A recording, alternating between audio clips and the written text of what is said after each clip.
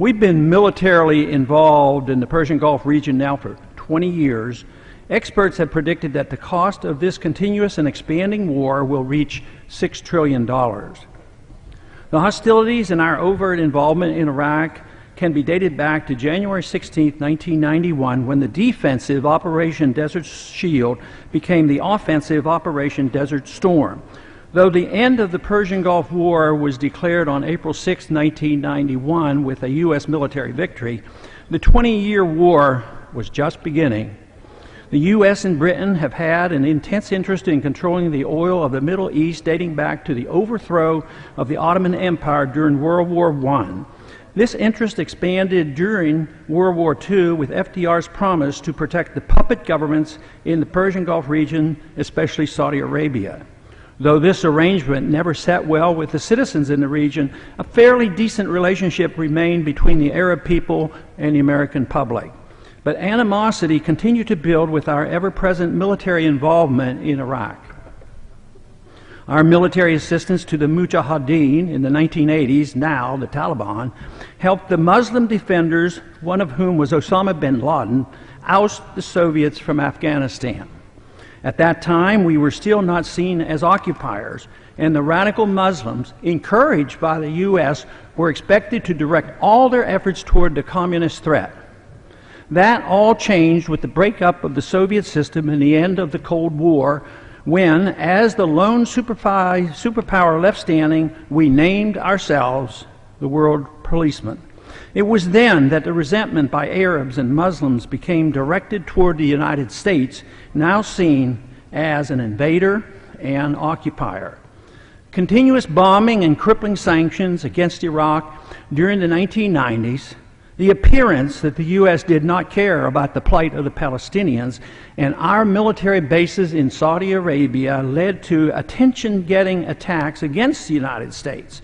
The 1998 embassy attacks in Kenya and Tanzania and the attack of the U.S. Cole in the year 2000 were warnings that the war was far from over.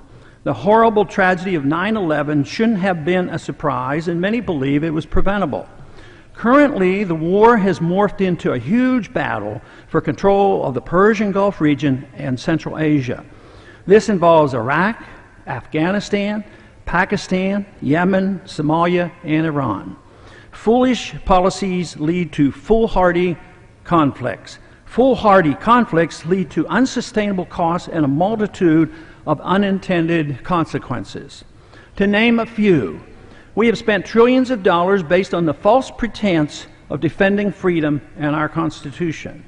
The notion has been further solidified that war no longer needs to be declared by Congress and can be pursued as a prerogative of the President. We are now seen by the world not as a peacemaker, but rather a troublemaker and aggressor. Thousands of American service members have been killed and tens of thousands wounded, with a sharp increase in service-connected suicides. Over 500,000 veterans are seeking medical treatment and disability benefits. Millions of citizens have been killed, wounded, and displaced in the countries on the receiving end of our bombs, drones, sanctions, and occupation. The region has suffered huge environmental damage as a consequence of our military occupation. Christians from Iraq have suffered the worst rout in the history of Christendom. Iran and Iraq are now better allies than ever, with strong anti-American sentiment. Iraqi political stability is a joke. Ending hostilities in Afghanistan is a dream. China and Iran have been drawn into a closer alliance against the United States.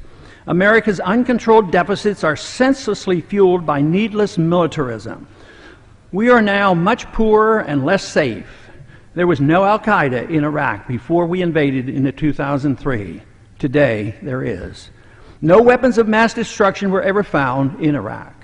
War always leads to government growth and the sacrifice of civil liberties. In the past 10 years, this has been particularly costly to us, with the acceptance of military tribunals, torture, assassination, abuse of habeas corpus, and Patriot Act-type legislation. Senseless war and senseless destruction and death should not be rationalized as providing a great service in protecting our freedoms. our Constitution, or maintaining peace. The only value that can come of this is to recognize that our policies are flawed and they need to be changed. Without this, history will record that the sacrifices were all in vain.